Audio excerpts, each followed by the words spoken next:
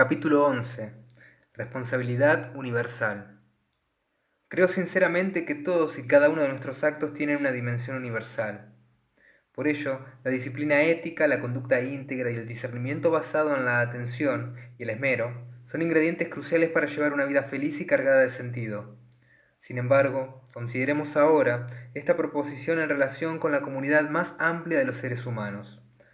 En el pasado podían existir las familias y las pequeñas comunidades de modo más o menos independiente, sin excesiva relación las unas con las otras. Si además se tomaba en consideración el bienestar de los vecinos, pues tanto mejor. No obstante, se podía sobrevivir de manera más que pasable sin tener en cuenta ese punto de vista. Hoy en día, las cosas ya no son así. La realidad de hoy es tan compleja y al menos a un nivel puramente material, tan claramente interrelacionada, que se necesita una actitud muy diferente. La moderna economía es una de las cuestiones que apuntan en este sentido. El hundimiento del mercado de valores en un rincón del planeta puede tener una repercusión directa en la economía de los países situados en el rincón más alejado. Del mismo modo, nuestras conquistas tecnológicas son tales hoy en día que nuestras actividades tienen un efecto inapelable sobre el medio ambiente. El tamaño mismo que ha alcanzado la población mundial presupone que ya no podemos permitirnos el lujo de ignorar los intereses ajenos. De hecho, descubrimos que el grado de interrelación es tal que cuando nos ponemos al servicio de nuestros intereses obramos también en beneficio de los demás, aun cuando no sea esa nuestra intención explícita. Por ejemplo, cuando dos familias comparten una misma fuente de agua y se aseguran de que no está contaminada, esto beneficia a las dos. A la vista de estas consideraciones estoy convencido de que es esencial que cultivemos la noción que yo domino, responsabilidad universal. Tal vez no sea esta la traducción exacta del concepto tibetano que tengo en mente, el Chi-Sem, que significa literalmente conciencia, Sem, universal, Chi. Aunque la idea de responsabilidad sea más implícita que explícita en la formulación tibetana, no cabe duda de que está presente. Cuando digo que sobre la base de la preocupación por el bienestar de los demás podemos y debemos desarrollar la noción de responsabilidad universal, no trato de dar a entender, sin embargo, que cada individuo tenga una responsabilidad directa sobre la existencia, por ejemplo, de las guerras y hambrunas que asolan diversas regiones del mundo. Es verdad que en la práctica budista no recordamos constantemente nuestro deber de estar al servicio de todos los seres sintientes de todos los universos. Del mismo modo, el teísta reconoce que la devoción a Dios entraña idéntica devoción por el bienestar de todas sus criaturas. No obstante, hay ciertas cosas, como sería la pobreza de una aldea situada a más de 10.000 kilómetros de distancia, que se encuentran completamente fuera del espectro de lo individual. Esto implica, por tanto, no una admisión de culpabilidad, sino una reorientación de nuestro corazón y nuestro espíritu, que los aleja del yo y los aproxima a los demás. Desarrollar la noción de responsabilidad universal, de la dimensión universal que tiene cada uno de nuestros actos y del idéntico derecho que tienen todos los demás a la felicidad y a rehuir el sufrimiento, equivale a desarrollar una actitud mental en razón de la cual, cuando vemos una oportunidad de beneficiar a los demás, la emprendemos sin tener en consideración la mera búsqueda de nuestros estrechos intereses particulares. Sin embargo, por descontado, que nos importa lo que se encuentra más allá de nuestro espectro. Lo aceptamos como parte de la naturaleza. Nos preocupamos por hacer lo que podamos hacer. Uno de los beneficios importantes que tiene el desarrollo de semejante noción de responsabilidad universal es que nos ayuda a ser más sensibles con todos los demás, no solo con quienes nos resultan más cercanos. Así, llegamos a comprender la necesidad de cuidar en especial de aquellos miembros de la familia humana que más padecimientos sufren. Reconocemos la necesidad de evitar la provocación de disensiones entre nuestros congéneres y tomamos conciencia de la abrumadora importancia que tiene la virtud de la contención.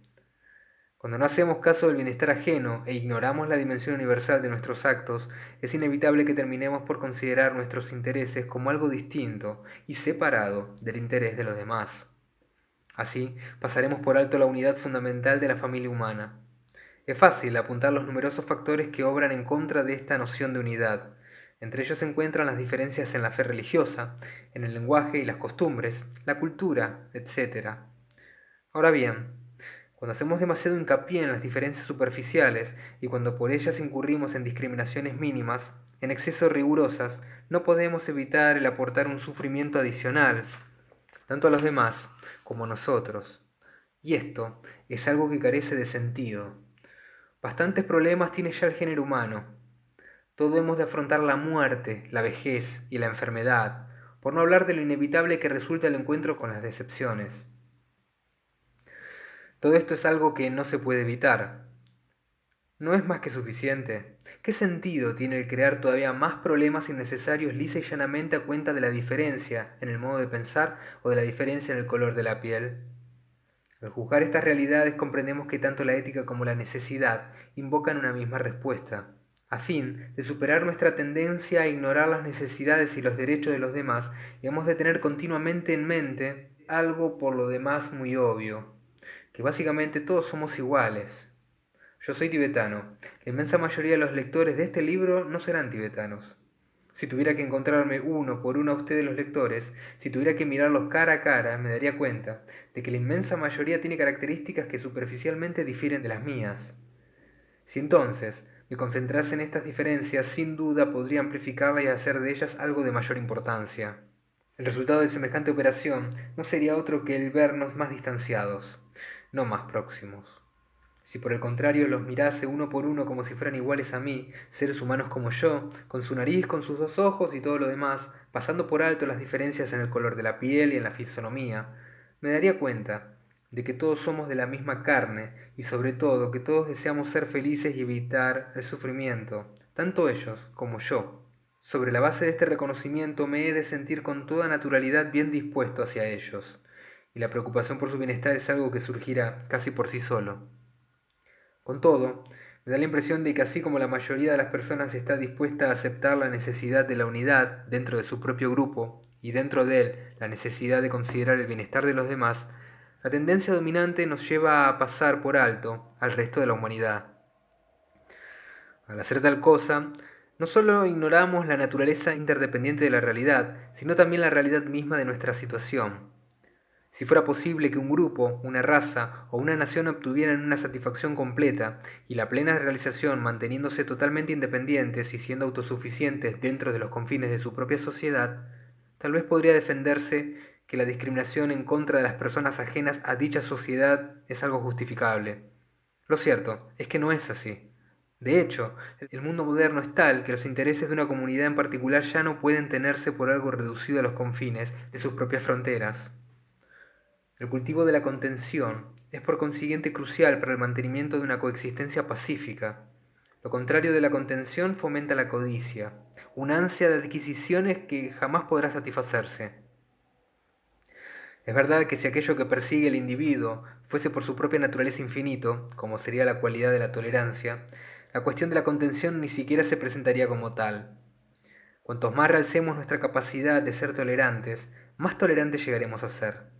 Respecto a las cualidades espirituales, la contención no es necesaria, ni siquiera es deseable. En cambio, si aquello que perseguimos es algo finito, corremos el riesgo de que una vez lo hayamos alcanzado, sigamos sin darnos por satisfechos. En el caso del deseo de riqueza, incluso si una persona fuese de alguna manera capaz de apropiarse de la economía de todo un país, es sumamente probable que empezará a pensar en cómo adquirirla de otros países. El deseo de algo finito nunca llega a saciarse en realidad. Por otra parte, cuando hemos desarrollado la contención, nunca podremos sentirnos decepcionados o desilusionados. La ausencia de contención, que en efecto equivale a la codicia, siembra la semilla de la envidia y de la competitividad más agresiva, y desemboca en una cultura de un materialismo grosero y excesivo.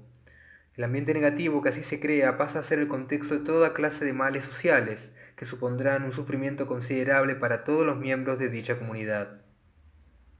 Si fuera cierto que la envidia y la codicia carecen de efectos secundarios, la situación quizás solo fuese asunto de dicha comunidad. Sin embargo, las cosas no son así. En concreto, la ausencia de contención es el origen de no pocos daños sufridos por nuestro entorno natural y es por tanto perjudicial para los demás. ¿Para quiénes? Sobre todo para los pobres y los más débiles. Dentro de su propia comunidad, así como los ricos pueden desplazarse a otro lugar para evitar, por ejemplo, los altos niveles de contaminación, los pobres ni siquiera pueden elegir su lugar de residencia. Del mismo modo, los ciudadanos de los países más pobres, que carecen de los recursos necesarios para salir a flote, también sufren los excesos de los países más ricos y la polución resultante de sus toscos medios tecnológicos. También sufrirán las generaciones venideras. A la sazón, nosotros mismos hemos de sufrir. ¿Cómo? Tenemos que vivir en el mundo que estamos contribuyendo a crear. Si optamos por no modificar nuestro comportamiento y por respeto al idéntico derecho que tienen los demás a la felicidad y a no sufrir, no pasará mucho tiempo hasta que empecemos a percibir las consecuencias negativas. Imagínese la contaminación causada por otros 200.000 millones de automóviles. Es un ejemplo que sin duda nos afectaría. Por eso, la contención no es un asunto meramente ético. Si no deseamos aumentar nuestra propia experiencia del sufrimiento, es un asunto de pura necesidad. Esta es una de las razones por las cuales creo que hay que poner en tela de juicio la cultura del perpetuo crecimiento económico. En mi opinión, fomenta el descontento y trae aparejado un sinfín de problemas tanto sociales como medioambientales. Hay que tener también en cuenta el hecho de que al dedicarnos tan de todo corazón al desarrollo material, descuidamos por completo las implicaciones que tiene para la comunidad global. Una vez más, no se trata tanto de que sea inmoral y erróneo el abismo que hay entre el primer y el tercer mundo, entre el norte y el sur, entre países desarrollados y subdesarrollados. Ambas cosas son verdad, pero en cierto sentido resulta mucho más significativo el hecho de que semejante desigualdad sea en sí misma una fuente de problemas para todos. Si se diera el caso, por poner un ejemplo, de que Europa constituyera el mundo entero, en vez de suponer la Tierra, en que se asienta menos del 10% de la población mundial, la ideología prevalente del crecimiento interminable podría tener su justificación. Sin embargo, el mundo es mucho más que Europa. Lo cierto es que en muchos otros lugares hay seres humanos que mueren de hambre, y si existen desequilibrios tan profundos como estos, a la fuerza han de entrañar consecuencias negativas para todos. Aun cuando no sean directas por igual, los ricos también perciben los síntomas de la pobreza en sus vidas cotidianas. En este contexto, vale la pena considerar que el mero hecho de ver las cámaras de video para vigilancia, los barrotes de hierro que dan más seguridad a nuestras ventanas y escaparates, en realidad merma la sensación de serenidad que podamos tener. La responsabilidad universal también nos lleva a comprometernos con el principio de honestidad. ¿A qué me refiero? Podemos pensar en la honestidad y la deshonestidad teniendo en cuenta la relación que existe entre apariencia y realidad. Unas veces están sincronizadas y otras no. Cuando lo están, es que prevalece la honestidad al menos tal como yo la entiendo. Así pues, somos honestos cuando nuestros actos son lo que parecen. Cuando fingimos ser una cosa y en realidad somos otra, surge la suspicacia en los demás y causa temor. Y el temor es algo que todos deseamos evitar. A la inversa, cuando en nuestra interacción con nuestros vecinos somos abiertos y sinceros en todo lo que decimos y pensamos, nadie tiene por qué temernos. Esto es verdad tanto en los individuos como en las comunidades. Además, cuando entendemos el valor de la honestidad en todo aquello que emprendemos, damos en reconocer que no existe ninguna diferencia capital entre las necesidades del individuo y las necesidades de toda una comunidad. Puede variar el número, pero el deseo de no ser engañado y el derecho a no serlo siguen siendo los mismos. Por eso, cuando nos comprometemos con la honestidad, contribuimos a reducir el nivel de malentendidos, dudas y temores que recorren la sociedad. De manera tal vez reducida, pero muy significativa, contribuimos a crear las condiciones de un mundo feliz. La cuestión de la justicia también guarda una estrecha relación con la responsabilidad universal y la cuestión de la honestidad. La justicia entraña el requerimiento de actuar cuando tenemos constancia de una injusticia.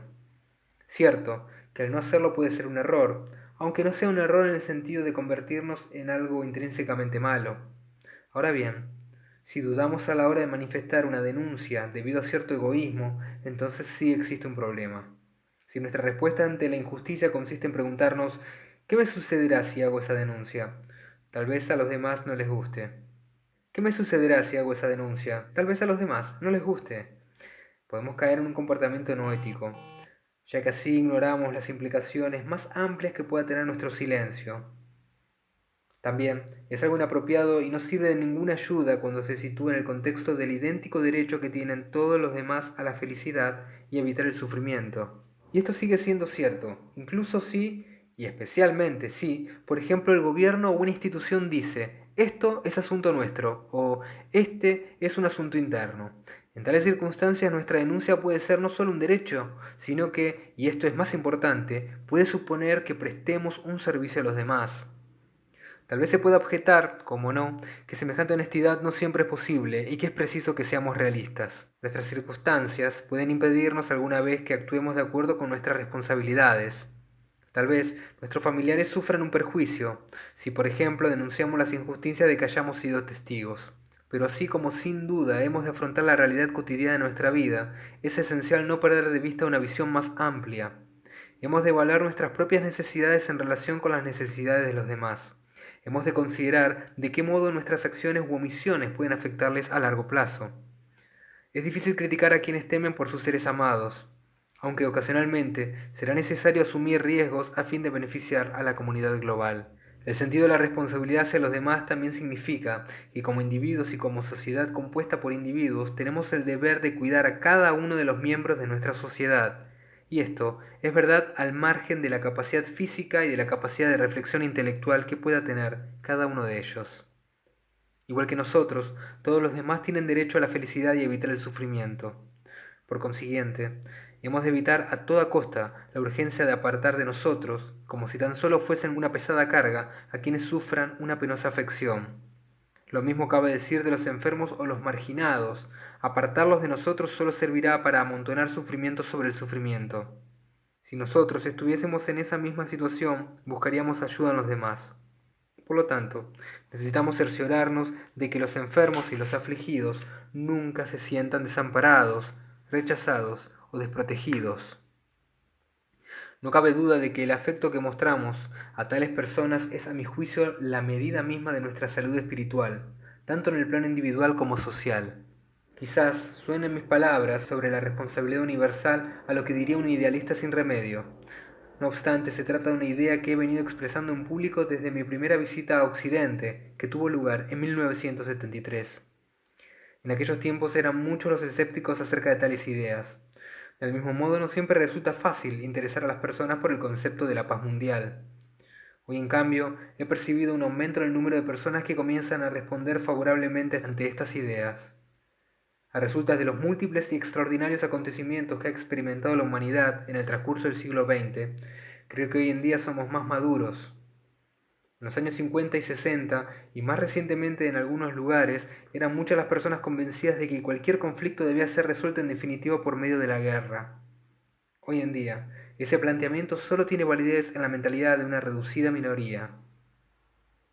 Y así, como a comienzos de este siglo muchas personas creían que el progreso y el desarrollo de la sociedad eran algo que debía llevarse a cabo por medio de una estricta reglamentación, el hundimiento del fascismo, seguido después por el desmoronamiento del llamado telón de acero, ha demostrado que esa era una empresa condenada al fracaso. Vale la pena notar esa lección de la historia, que nos demuestra que el orden impuesto por la fuerza solo puede ser efímero. Además, el consenso, alcanzado incluso entre algunos budistas, de que ciencia y espiritualidad son incompatibles, ya no se sostiene con la firmeza de antaño. Hoy en día, esa manera de ver las cosas se va transformando a medida que se ahonda en el conocimiento científico de la naturaleza de la realidad. Debido a ello, muchas personas empiezan a manifestar un mayor interés por lo que he denominado nuestro mundo interior. Con esta idea hago referencia a la dinámica y a las funciones de la conciencia o el espíritu, a nuestro corazón. También se ha producido un incremento mundial de la conciencia medioambiental y un reconocimiento cada vez mayor de que ni los individuos ni los países pueden resolver todos sus problemas por sí solos, es decir, de que nos necesitamos los unos a los otros. Todos estos nuevos desarrollos me llenan de ánimo. Sin duda tendrán notabilísimas consecuencias. También me llena de ánimo el hecho de que al margen de cómo se ponga en práctica, existe un reconocimiento cada vez más evidente de la necesidad de buscar soluciones no violentas a los conflictos y de obrar con espíritu de reconciliación. Tal como hemos señalado, también existe una aceptación cada vez más amplia de la universalidad de los derechos humanos y asimismo de la necesidad de asumir la diversidad en terrenos de gran importancia para todos, como es el de los asuntos religiosos. Creo que todo esto refleja un reconocimiento de la necesidad de tener una mayor amplitud de miras en respuesta a la diversidad de la propia familia humana. A resultas de ello, y a pesar de que sea tanto el sufrimiento que aún se inflige a los individuos y a los pueblos, en nombre de la ideología, la religión, el progreso o el desarrollo económico, empieza a surgir una nueva esperanza para los más desfavorecidos. aunque no cabe ninguna duda de que será difícil instaurar la genuina paz y la armonía. No es menos evidente que se puede conseguir. Ahí está el potencial, y sus cimientos están en el sentido de la responsabilidad de cada individuo, que cada individuo desarrolle hacia todos los demás.